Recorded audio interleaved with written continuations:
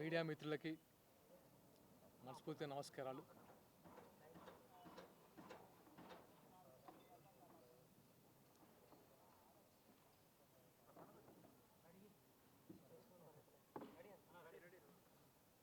Media మిత్రులకి మనస్ఫూర్తిగా నమస్కారాలు.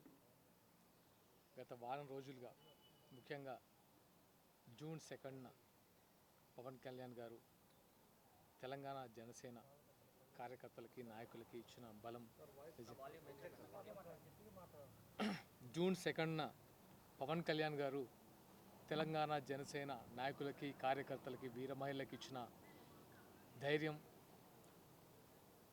వారు మాకు ఇచ్చిన పోరాట స్ఫూర్తికి మనస్ఫూర్తిగా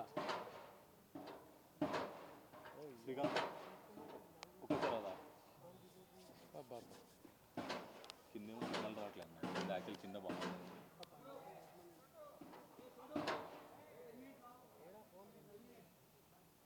చెప్పండి. వాళ్ళకి ఒకరు వెళ్ళండి, అక్కడికి ఒకరు ఉండండి, ఎందుకైనా మంచి మన వాళ్ళు ఎవరైనా వెళ్ళండి. సారీ, యా, అందరికీ మనస్ఫూర్తిగా నమస్కారాలు. గత వారం రోజులుగా జరుగుతున్న పరిణామాలు మీకు తెలుసు. ఎస్పెషల్లీ జూన్ 2న పవన్ కళ్యాణ్ గారు జనసేన నాయకులకి కార్యకర్తలకి వీర మహిళలకి ఇచ్చిన ధైర్యం నిజంగా మనస్ఫూర్తిగా కళ్యాణ్ గారికి మనస్ఫూర్తిగా ధన్యవాదాలు. అలాగే ఆయన మాటలని ఎన్ని రకాలుగా వక్రీకరించాలో అన్ని రకాలుగా వక్రీకరించి మాట్లాడుతున్న ప్రజా ప్రతినిధులకి మరియు కొంతమంది నాయకులకి ఎన్నిసార్లు చెప్పినా అదే పాట, ఏం చెప్పినా సరే తిరిగి ఆవు పాట ఉంటారు కదా, అదే మాట్లాడతారు తప్ప వాళ్ళు మారని అర్థమైంది.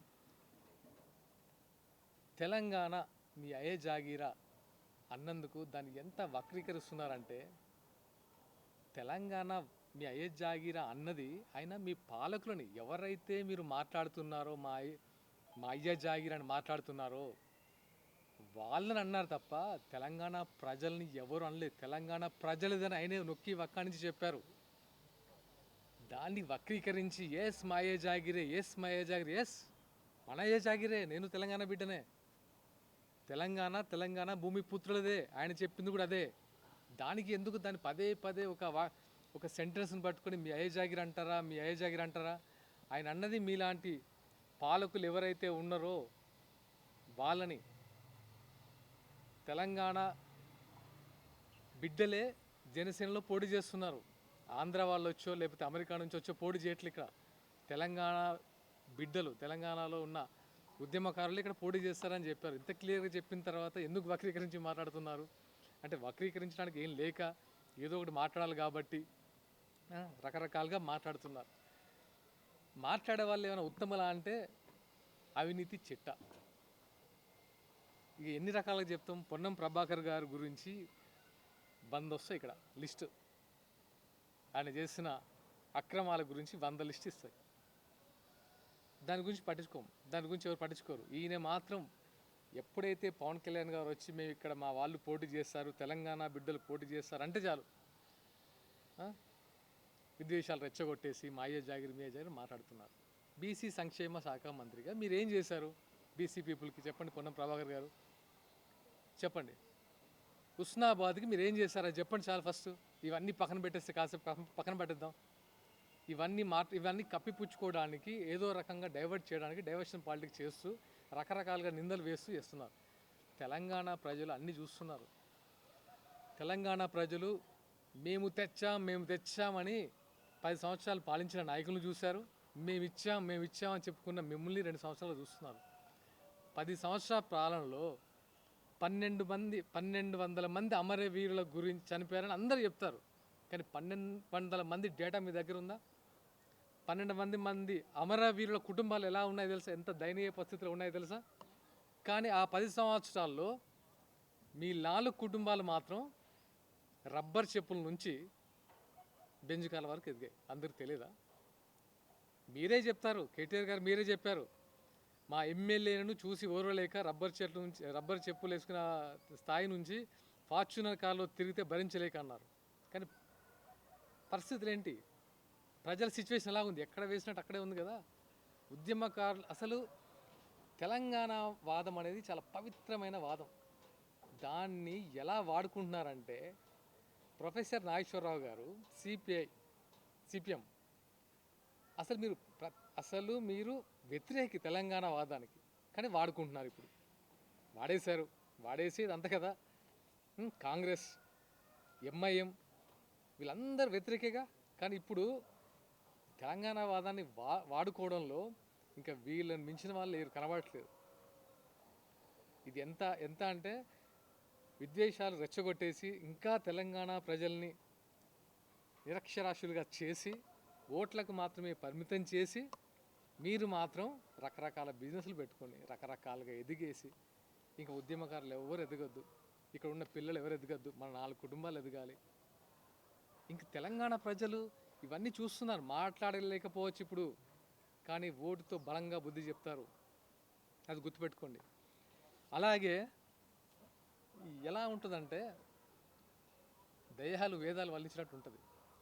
అవినీతి కేసులో చిప్పకూడు తిని తీహార్ జైల్లో వాళ్ళు చెప్పే నీతులు కూడా వినాల్సి వస్తుంది. మనం ఇప్పుడు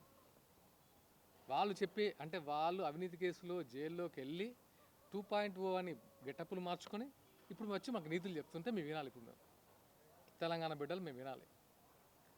అక్క, మీరు ఎక్కడున్నారు? ఎప్పుడొచ్చారు తెలంగాణ ఉద్యమంలో? 2000లో స్టార్ట్ అయినప్పుడు మీరు ఎక్కడున్నారు? అమరవీరులు అయినప్పుడు మీరు ఎక్కడున్నారు? ఉస్మానియా క్యాంపస్లో పిల్లలు తన్నులు తినప్పుడు ఇప్పుడు ఎక్కడున్నారు? అరే ఇదేదో ఉధృతంగా ఉంది, ఇది ఎక్కడేదో మంచిగా కమాయించుకోవచ్చు అని అమెరికా నుంచి వచ్చి బ్యూటీ పార్లర్లు పెట్టుకున్నారు. మీరు గుర్తులేదా? హిమాయత్నగర్లో లాక్మీ బ్యూటీ పార్లర్ పెట్టుకొని ఇప్పుడు మీ ఆస్తి ఎన్ని వేల కోట్లమ్మా? ఎక్కడమ్మా బుర్జ్ ఖలీఫాలో మీ ఫ్లాట్లు? హైత్ ప్లేస్ ఎక్కడమ్మా? వందల కోట్ల హోటల్స్. అలాగే 50 ఎకరాల ఫామ్ హౌజులు ఎక్కడి నుంచి వచ్చినాం ఇవి? మరి తెలంగాణ అమరవీరుల కుటుంబాల పరిస్థితి ఏంటమ్మా చెప్పండి. మీరు తెలంగాణ జాగృతి పేరుతో ఒక బతుకమ్మ ఎత్తేసుకొని ఎంత మనీ ఎన్ఆర్ఐ నుంచి ఎంత మనీ కలెక్ట్ చేశారు? దానికి శ్వేతపత్రం రిలీజ్ చేయమంటే చేశారమ్మా? అవి మనకు రావు, ఎందుకంటే మనల్ని ఎవరు అడగద్దు. మనం మాత్రం అందరినీ క్వశ్చన్ చేయొచ్చు. ఇవన్నీ అడిగితే ఏమవుద్దంటే నేను తెలంగాణ బిడ్డగా అడుగుతున్నాను, మేము ఉద్యమకాల బిడ్డగా అడుగుతున్నాం. చెప్పండి వీటి సమాధానం. కడుపు మండి 10 సంవత్సరాల పాలనలో ఏమీ కాలేదనే, ఎవరు మా వైపు లేరనే మేము ఇక్కడికి వచ్చాం. మీరు ఎలాగైతే సోనియా గాంధీ గారిని నెత్తిన పెట్టుకొని మీరు పెట్టుకున్నారో తెలంగాణ ప్రజలు, అలాగే మేము కూడా మా పవన్ కళ్యాణ్ గారు తెచ్చుకొని ఒక ఫైటింగ్ స్పీడ్తో వెళ్తున్నాం. మీరు పవన్ కళ్యాణ్ అంటే మమ్మల్ని అన్నట్టే, ఇక్కడ తెలంగాణ బిడ్డలను అన్నట్టే మర్చిపోకండి. ఇక్కడ వేరే ఆయన పక్కన ఎవరు లేరు, తెలంగాణ బిడ్డలమే ఉన్నాం. మా ప్రశ్నకు సమాధానం చెప్పండి. మీరు కోడి చెరువు గురించి ఆమె మాట్లాడుతుంది. ఇన్ని అవినీతి పనులు చేసి చిప్పకూడి తినొచ్చిన ఆమె కోడి చెరువు పవన్ కళ్యాణ్ గురించి అవినీతి మాట్లాడుతుంది. ఆమె నీకంటే ముందే నేను అవినీతి చేసినట్టయితే, నాది ఒకవేళ నాకు అలాంటిది అయితే ప్రెస్ మీట్ ఆ రోజు పెట్టేసి చెప్పారు తీసుకోండి అని. తీసుకోమని చెప్పు. నిజంగా అక్రమంగా సంపాదిస్తే తీసుకోమని చెప్పండి. తీసుకోండి. రేవంత్ రెడ్డి గారు తీసుకోమని చెప్పారు కదా, మరి ఎందుకు రావట్లేదు? అలాగే మరి మీరు మీ అవినీతి సొమ్ముని ఒకసారి చూపించండి అమ్మా, ప్రభుత్వానికి అప్పగించండి. బాగా మాట్లాడుతున్నారు కదా, చిట్టా ఇప్పండి. మీరు ఎక్కడెక్కడ సంపాదించారు అవి అవినీతితో కదా ప్రూవ్ చేస్తారు కదా తెలంగాణ ప్రజలు. అప్పగించి చూడండి ఒకసారి. ఆ ధైర్యం ఉందా? ప్రెస్ మీట్లకు వచ్చి గెటప్పులు మార్చుకొని మాట్లాడడం కాదమ్మా. ఈజీ. మనం మాట్లాడడం మీది, చేయడం చాలా టఫ్. అది మాట మీద నిలబడడం చాలా టఫ్.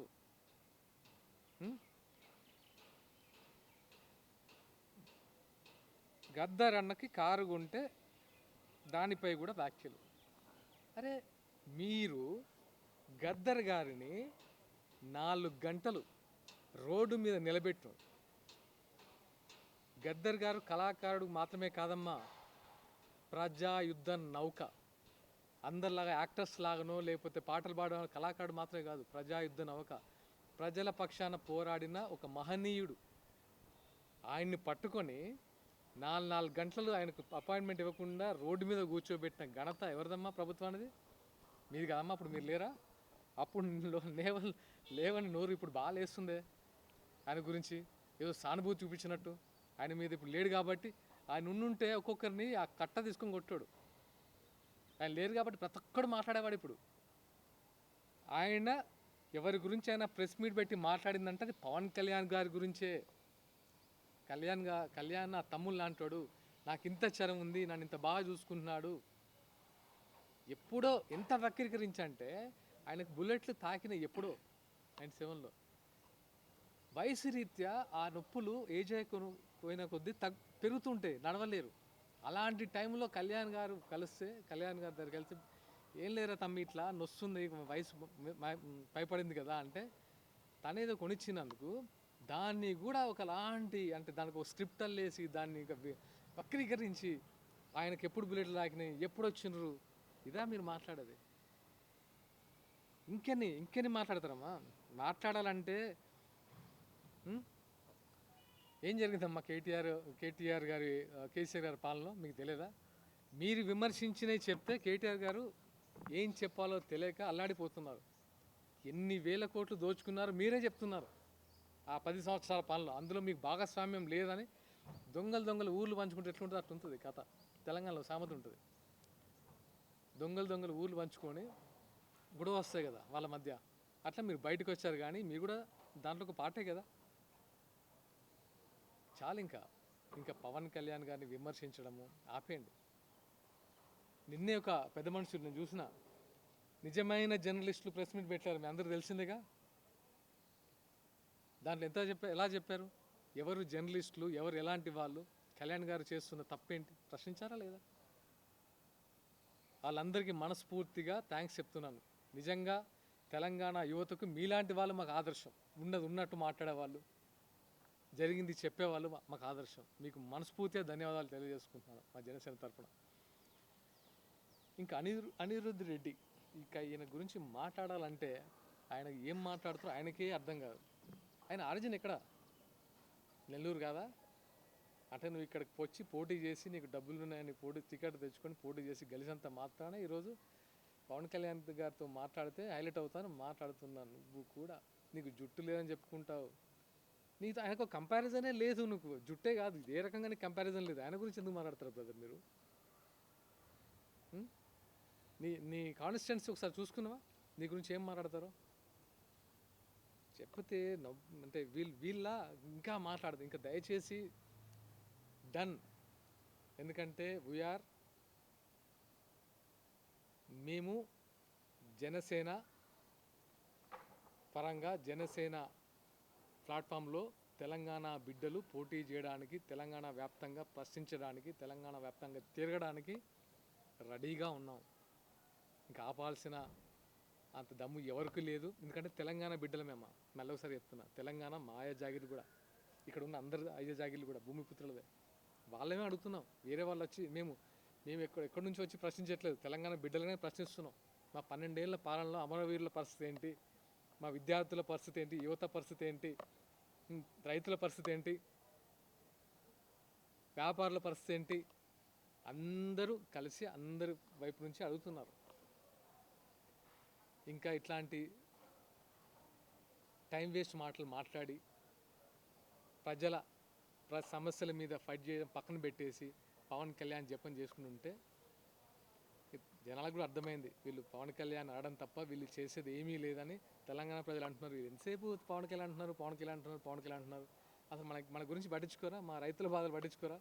మా యువత బాధలు పట్టించుకోరా? మా ఉద్యోగాల బాధ పట్టించుకోరా అని వాళ్ళే తిడుతున్నారు. అయినా మీకు సిగ్గు రాకపోతే ఇంకెలా చెప్తే వస్తుంది? మానుకోండి, దయచేసి మానుకొని ఇక్కడ నుంచి ప్రజా సమస్యల మీద పోరాడండి. ప్రజలకి ఏదైతే అవసరమో వాటి మీద ఫైట్ చేయండి. అయినా ఫైట్ చేయాల్సింది ఇప్పుడు ఎవరు గవర్నమెంట్ ఉందమ్మా? కవిత గారు, రేవంత్ రెడ్డి గారు ప్రభుత్వం ఉందిగా. ఆయన గురించి మాట్లాడకుండా పదే పాపం మీ కన్న తండ్రి, ఆయన చాలా గొప్పోడు, అలాంటి వ్యక్తిని పట్టుకొని నానా రకాలుగా ఇబ్బంది పెడుతూ సారు రారు ఇలాంటి మాటలతో ఆయన ఇంకా మనిషి కొవ్వు పెట్టేసి చచ్చిన పవన్ ఇంకా చంపేసి ఎందుకమ్మా? నువ్వు ఫైట్ చేయాల్సింది కాంగ్రెస్ ప్రభుత్వం మీద. ఇప్పుడు కాంగ్రెస్ ప్రభుత్వం నడుస్తుంది, వాళ్ళు ప్రజల కోసం ఏం చేశారు వాటి మీద ప్రశ్నించు. నిజంగా 2.1 మెచ్చుకుంటాం మేము. ఎంతసేపు జనాల గురించి మాట్లాడే పవన్ కళ్యాణ్ని, ఎంతో కొంత మాట్లాడే మీ కేటీఆర్ని అందరిని పట్టుకొని తిరుగుతున్నారు. కేటీఆర్ గారిని పట్టుకొని ఇంకా ఎవరైతే ప్రజల పక్షాన మాట్లాడుతారో వాళ్ళని పట్టుకొని వాళ్ళ గురించే ప్రభుత్వం గురించి మాట్లాడే దమ్ము ఎవ్వరికి లేదు. చాలు, ఇంకా చాలు. So enough. నేను మాకే విసుకొస్తుంది, ఎంతసేపు చెప్పాలి, ఎలా చెప్పాలి, ఎన్నిసార్లు చెప్పాలి. ఒకే పాట మీరు పాడుతుంటే మళ్ళీ మీకు ఆ పాటకి ఆన్సర్ చెప్పాలంటే మాకే విసుగొస్తుంది. మేము ప్రజల్లోకి వెళ్ళాలనుకుంటున్నాం, ప్రజా సమస్యల మీద ఫైట్ చేయాలనుకుంటున్నాం, తెలుసుకుంటాం, మేము ప్రజల్లోనే ఉన్నాం. కానీ ఇప్పుడిప్పుడు మమ్మల్ని అంగీకరిస్తున్నారు ప్రజలు, మాకు సపోర్ట్ ఇస్తున్నారు మాకు. So thank you so much. Especially మన పవన్ కళ్యాణ్ గారి వ్యాఖ్యలు మాకు నిజంగా బలాన్ని ఇచ్చాయి. తెలంగాణ రాష్ట్ర నాయకులకి, తెలంగాణ భూమిపుత్రులకి మంచి బలాన్ని ఇచ్చాయి. డెఫినెట్గా మీ ఆశయాల్ని మేము ముందుకు తీసుకెళ్తామన్నా. మీ నిజాయితీ, మీ నిబద్ధత, పారదర్శకత నాకు తెలిసి దానికి ఎవడు సాటి రాడు.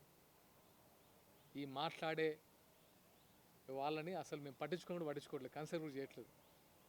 మీలాగా ఒక నిజాయితీగా చూపించే నాయకుడు ఉంటే మేము ఇలా ఉండేది కాదు మా తెలంగాణ భవిష్యత్తు. సో డెఫినెట్గా మీ ఆశయాల్ని మేము ముందుకు తీసుకెళ్తాం అని నేను మనస్ఫూర్తిగా చెప్తున్నాను. థ్యాంక్స్ టు పవన్ కళ్యాణ్ గారు. అండ్ తెలంగాణ ప్రజలకు ముఖ్యంగా థ్యాంక్ యూ సో మచ్. ఎందుకంటే మీరు అర్థం చేసుకుంటున్నారు ఎవరు దొంగరో, ఎవరు లంగలో, ఎవరు అవినీతి పరులో, ఎవరు జైల్లో చెప్పకూడదు తినొచ్చారు, ఎవరు జేబులో ఎంత వస్తుందంత దానం చేసేవాళ్ళు మీ అందరూ చూస్తున్నారు. కాబట్టి అర్థం చేసుకున్నందుకు మరొకసారి ధన్యవాదాలు మీడియా ముఖ్యంగా. Thank you so much. Paritala Ravi నుండి ఏదైతే వివాదం ఏదైతే ఉందో దాని నుండి తప్పించుకోవడానికి పెద్ద దగ్గరికి పవన్ కళ్యాణ్ గారే వచ్చారు అనుకుంటా నిన్న కొంతమంది పెద్దలు మాట్లాడారు. దాని ఎలా మాట్లాడే వాళ్ళకు సెన్స్ ఉంటే ఏం మాట్లాడరు. వాళ్ళకి సెన్స్ లేని మాటలు, బట్ట కాల్చి మీదేస్తుంటారు కదా మన తెలంగాణ భాషలో, ఏదో చెప్తే నిజమైపోతారు అనుకుంటారు. పరిటాల సునీత గారు, వాళ్ళ శ్రీరాము గారు ఎంతో అన్యోన్యంగా ఉంటారు కళ్యాణ్ గారితో. ఏదో తెలియకుండా సగం మాట్లాడేస్తే అది నిజమైపోదు. వాళ్ళు ఖండించారు కూడా, అయినా సిగ్గు రాలేదు మనకి చెప్పే వాళ్ళకి. సో వాళ్ళు కనీసము వాళ్ళు ఖండిస్తున్నారు అని తెలిసి కూడా వీళ్ళు ఏదో మాట్లాడేస్తుంటారు. తెలుసుకొని మాట్లాడమని చెప్పండి. ఏదో ప్రతిదీ వక్రీకరిస్తే జనాలు అంత తెలివి తక్కువలు కాదు కదా. సార్ ఏంటి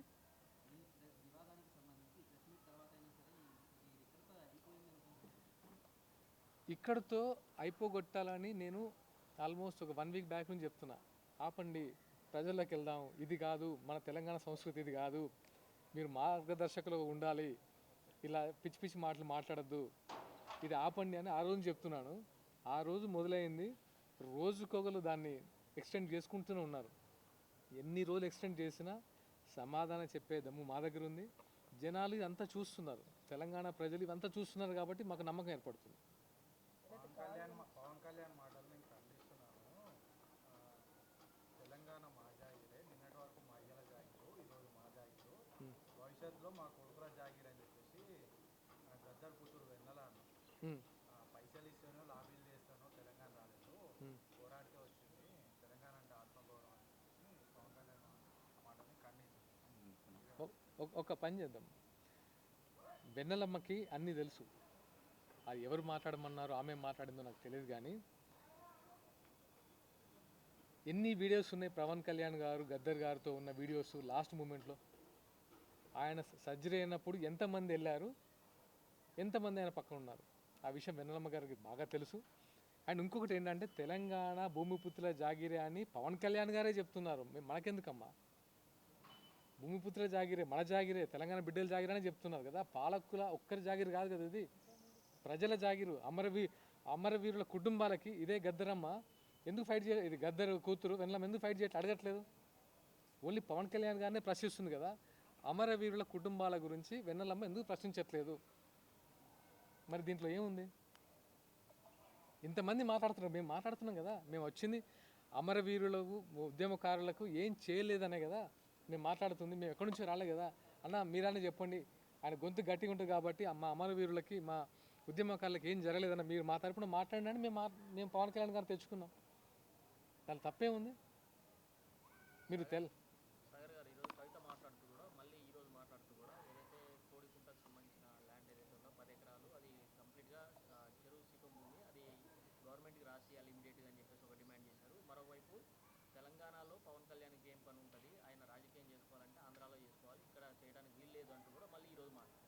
ఆమె అమెరికాకి వెళ్ళి చదువుకుందో లేదో అర్థం కాలేదు. నాకు అర్థమవుతుంది ఆమె ఏం చదువుకుంది ఇప్పుడు తెలుస్తుంది. ఎందుకంటే శిఖం భూమి పట్టా భూమిగా ఉంటుందని ఆయన చెప్పారు, ఎవరు, రంగనాథ్ గారు. అంత చెప్పిన తర్వాత కూడా మీకు దాంట్లో ఎటువంటి కన్స్ట్రక్షన్ చేయకూడదు, ఆ రూల్స్ రెగ్యులేషన్ అన్నీ ఆమెకు తెలిసిన తర్వాత ఇంకా మాటలు ఎందుకు? ఒకవేళ అసలు ఆ ఫ్రస్ట్రేషన్ వచ్చి పవన్ కళ్యాణ్ గారు ఆ 10 ఎకరాలు నిజంగా నేను అలాంటిది అయితే తీసేసుకోండి అని ప్రభుత్వానికి ఇచ్చేస్తా అని చెప్పాడు. మరి ప్రభుత్వాన్ని తీసుకోమని చెప్తున్నాం కదా, వాళ్ళు కదా జడ్జ్ చేస్తుంది, ఈమె ఎలా జడ్జ్ చేస్తుంది? మరి ఇదే ఈమె ఆస్తుల చిట్టా బయట పెడుతుందా? ఏదైతే తెలంగాణ జాగృతి పేరుతో ఎంత ఫండ్ కలెక్ట్ చేస్తుందో అందరికి తెలుసుగా. దానికి ఏంటమ్మా, దాని లెక్కలు ఏంటమ్మా అంటే ఇంతవరకు దాని గురించి మాట్లాడలే. అంటే మనదైతే ఒకలాగా మాట్లాడచ్చు, అవతల అయితే ఒకలాగా ఇప్పుడు మాట్లాడే ఎవరైనా ఒకటే చెప్తున్నాడు, మీ నిజాయితీని, ఆయన నిజాయితీని ప్రూవ్ చేయాలంటే ఫస్ట్ మీ దగ్గర ఉన్న నిజాయితీని పెట్టండి, మీ ఆస్తులది చిట్టా పెట్టండి, చూద్దాం మీరు ఎంత నిజాయితీ పనులు తెలుస్తుంది. సోకాల్ మినిస్టర్స్ మాట్లాడుతున్నారు కదా, వాళ్ళ ఆస్తుల శ్వేతపత్రం రిలీజ్ చేయమని చెప్పండి, ఆయన కూడా రిలీజ్ చేస్తాడు. అంటే ఇది కాంగ్రెస్ అండ్ కవిత ఇద్దరికినా? ఎవరికైనా ఇప్పుడు ఒక వ్యక్తిని విమర్శిస్తే అది ఏ పార్టీ అయినా, నేను పవన్ కళ్యాణ్ విమర్శ ముందు ఆయన ఎటువంటి పర్సను, ఆయన జనాలకు ఎంత ఇస్తాడు, ఎలా వాళ్ళ జనం కోసం ఎంత తాపత్రయపడతాడు అది ఆలోచించాలి. కానీ ఈ 10 ఎకరాల కవిత ఈరోజు ఇంకో మాట కూడా మాట్లాడారు, ఏదైతే గద్దర్కి కారు గురించి అని చెప్పేసి పవన్ కళ్యాణ్ చెప్పారు. కాకపోతే ఆయన సినిమాలకు సంబంధించిన అమౌంట్ అంతా కూడా ఎక్కడి నుంచి వస్తుంది, నైజాం అంటే తెలంగాణ వాళ్ళ టికెట్ నుంచి ఎక్కువ వస్తుంది కాబట్టి ఆయన మళ్ళీ ఇక్కడ వాళ్ళకి ఖర్చు అంటే పెట్టారు. పవన్ కళ్యాణ్ గారు ఒక్కరికే డబ్బులు వెళ్తున్నాయా? ప్రభాస్ గారికి వెళ్ళట్లేదు తెలంగాణ నుంచి, చిరంజీవి గారికి వెళ్ళట్లేదా, మిగతా రామ్ చరణ్ గారికి వెళ్ళట్లేదా, బాలకృష్ణ గారికి వెళ్ళట్లేదా, విజయ్ దేవరకొండకి వెళ్ళట్లే? అంటే వీళ్ళందరిది పక్కన పెట్టి ఓన్లీ పవన్ కళ్యాణ్ గారికే నైజాంలో డబ్బులు ఇస్తున్నాం మనం. ఆమె అంటే చెప్తున్నాను కదా, ఇది ఆమెకు తెలుస్తుంది. కాకపోతే ఏంటంటే పవన్ కళ్యాణ్ గారు అంటే ఇట్లా మీడియాలో కూడా ఇప్పుడు ఆమె చేసే కార్యక్రమాలు ఏముంది, TRS 2.0 ఏం లేవు కదా. అరే మైలేజ్ రావట్లేదు అంటే పవన్ కళ్యాణ్ గారి నుంచి మాట్లాడలేదు కాబట్టి మన వాళ్ళందరూ కొంచెం యాక్టివేట్ అయ్యి ముందుకు అడుగుతారు. ఆమె ఏ కారు కొనిచ్చారు అది కూడా చెప్తానేమో, అది కూడా కొనిస్తాము అనేటట్టుగా కొంతమంది మాట్లాడుతూ ఉన్నారు. అడగమని చెప్పండి. ఇప్పుడు పవన్ కళ్యాణ్ గారు ఏ కారు గురించారో ఆయనకు తెలుసు కదా. అప్పుడు చెప్తున్నా కదా, మీరు అసలు గద్దర్ గారిని ఒక అంటే తెలంగాణ యుద్ధ నౌకని రోడ్డు మీద నిలబెట్టారు 4 గంటలు. అసలు మీకు నైతిక హక్కు ఉందా, అడిగే హక్కు ఉందా? గద్దర్ గారి గురించి మాట్లాడే హక్కు ఉందా అసలు? అసలు కవిత గారికి ఆయన ఎన్ని కష్టాలు పడ్డారు రాష్ట్ర మూమెంట్లో ఎవరైనా ఆదరించారా? ఇదిగో కేసీఆర్ గారు తెలంగాణ ముసుగులోనే తెలంగాణ ద్రోహం చేసే పని కడతా ఉన్నారు. అందులో గద్దర్ ఒక వ్యక్తి. ఆ గద్దర్ ఎన్నో నేను కంట్రిబ్యూట్ చేసింది లేదు, ఆయన పెద్ద పొడి చేసింది కూడా ఏమి లేదు. తెలంగాణ ముసుగులో మూసే ద్రోహులే మొదటి నుంచి తెలంగాణ శత్రువులు. తెలంగాణకి శత్రు గద్దర్ గారు అని మీ డాడీ అన్నారుగా. తెలంగాణకి ప్రథమ శత్రువు బలమైన చేసి అభంగల మాట గద్దర్ గారు. వింటున్నారా? వినాలమ్మా, వినండి. తెలాల్సిందే ఉంది. ఇలాంటి మాటలు మాట్లాడి ఇప్పుడు అతి ప్రేమ, ఎందుకంటే ఆయన లేరు కదా. గద్దర్ ఉంటే ఆయన కట్టతో కొట్టేవాడు ఒక్కొక్కటి పరిగెత్తుకుంటారు.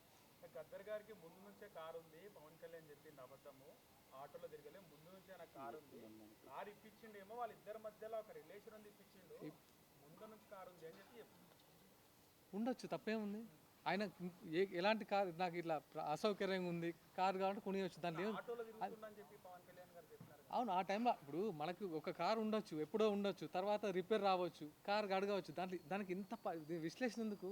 వాళ్ళిద్దరి మధ్యలో ఒక అండర్స్టాండింగ్ ఉంది, అరే బయటికి ఎట్లా చెప్తాడు అంటే ఆయన బయటికి చెప్పిన పరిస్థితి ఏంటి? మీరు ఇప్పుడు గద్దర్ గురించి మాట్లాడుతున్నారు, ఆ మాటనే కోపం తెప్పించింది అని చెప్పి. ఎందుకు కోపం అమ్మా? అరే చేస్తున్నాడు, మా మధ్య ఇంత అనుబంధం ఉందని చెప్పుకోవడం తప్ప దాని కోపం ఏంది? మీరు గద్దర్ గారిని యూజ్ చేసుకున్నారంటే, గద్దర్ గారిని ఎవరు యూజ్ చేసుకున్నారు? మా మధ్య ఇంత అనుబంధం ఉంది, నా జేబులో డబ్బులు మీ గద్దర్ గారే, మీ నాన్నగారు గద్దర్ గారే, నేను పవన్ జేబులో నుంచి డబ్బులు తీసుకునే అంత చనువు ఉందని చెప్పినప్పుడు అది మీకు అర్థం కదా. వాళ్ళిద్దరి మధ్య ఎంత చనువు ఉందో. వాళ్ళిద్దరు ఫ్రెండ్స్ కావచ్చు. ఇప్పుడు భార్య బిడ్డలతో ఉండే చనువు ఒకలా ఉంటుంది, ఒక ఫ్రెండ్తో ఉండే చనువు ఒకలా ఉంటుంది. మీకేం తెలుసు వాళ్ళిద్దరి మధ్య చనువు? వాళ్ళిద్దరి మధ్య అంత బాండింగ్ ఉంది, అంత అన్నదమ్ముల మధ్య బాండింగ్ ఉన్నప్పుడు ఆయన ఎక్స్ప్రెస్ చేశారుగా. ఒక పవన్ కళ్యాణ్ గారు ఎక్స్ప్రెస్ చేయలే కదా, గద్దర్ గారు కూడా ఎక్స్ప్రెస్ చేస్తారు కదా. అలాగే ప్రకాష్ రాజ్ గారు చేసిన కామెంట్స్ పైన ఏమంటారు? గద్దర్ ప్రకాష్ రాజ్ గారి గురించి అదే ఆయన ఏ ఉద్దేశంతో మాట్లాడారు చెప్పండి.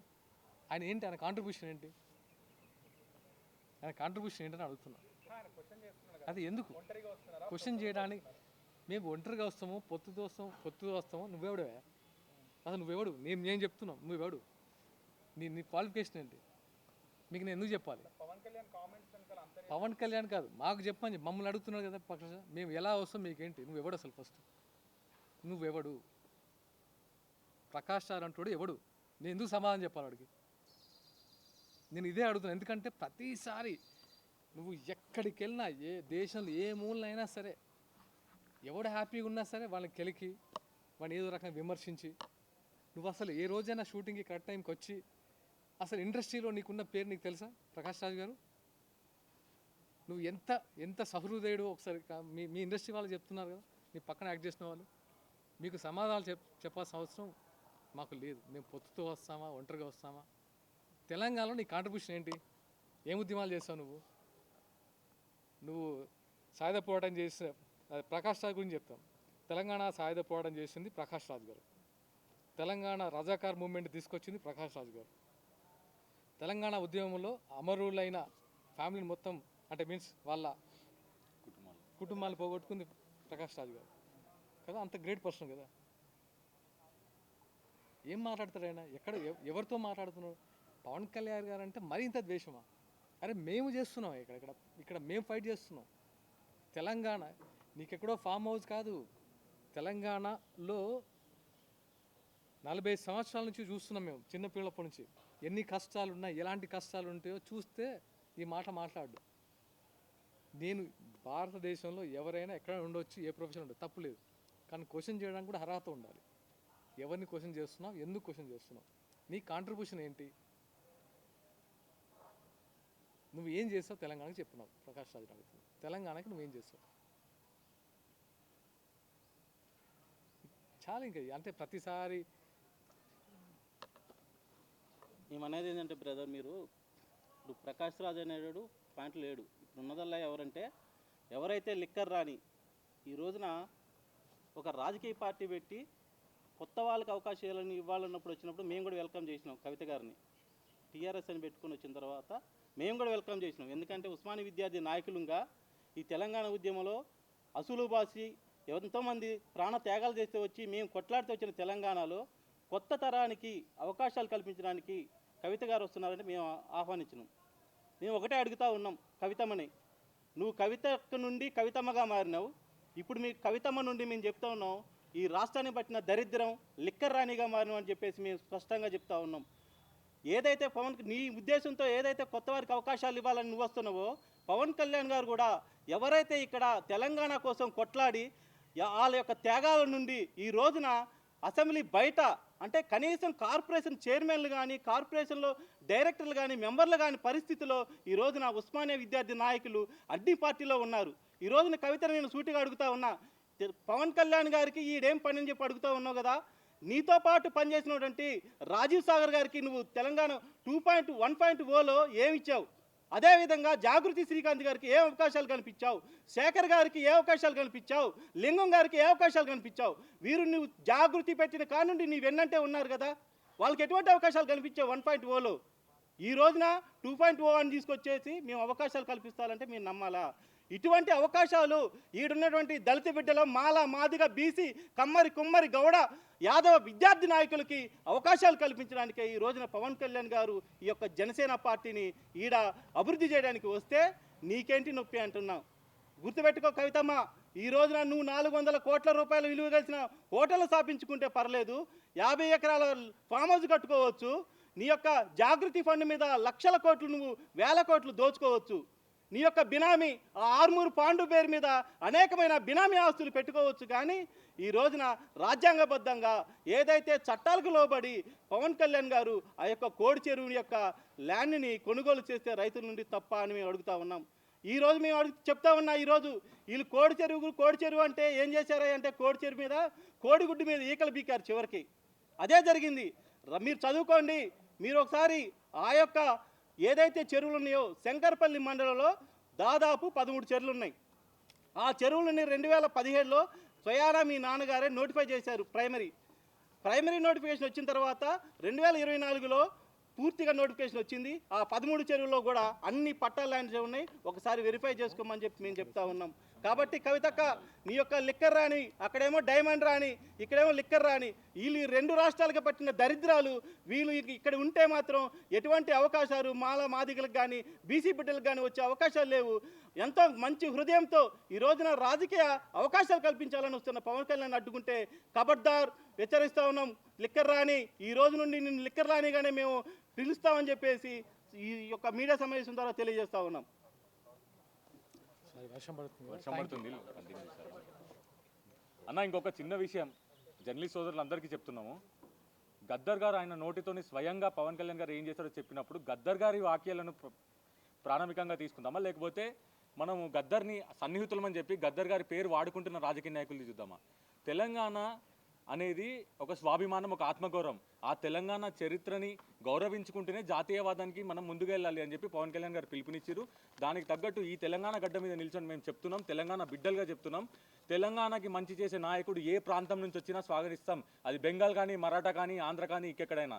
కానీ ఈ గడ్డ మీదే పుట్టి ఈ గడ్డకు అన్యాయం చేసే వాళ్ళని ఖచ్చితంగా ప్రశ్నిస్తాం. Thank you.